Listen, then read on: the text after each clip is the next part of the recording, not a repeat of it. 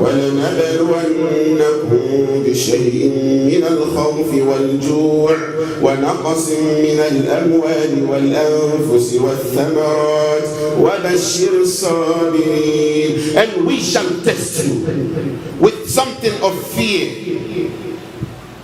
وَلَنَبْلُوَنَّكُمْ بِشَيْءٍ مِّنَ الْخَوْفِ, with something of fear, وَالْجُوعِ, and hunger, وَنَقْصٍ مِّنَ الْأَمْوَالِ, and loss of wealth, وَالْأَنفُسِ, and souls, وَالثَّمَرَاتِ, and crops. But وَبَشِّرِ الصَّابِرِينَ, give glad tidings, give good news to the patients. Allah said in Surah Ali Imran, لَتُبْلَوُنَّ فِي أَمْوَالِكُمْ وَأَنفُسِكُمْ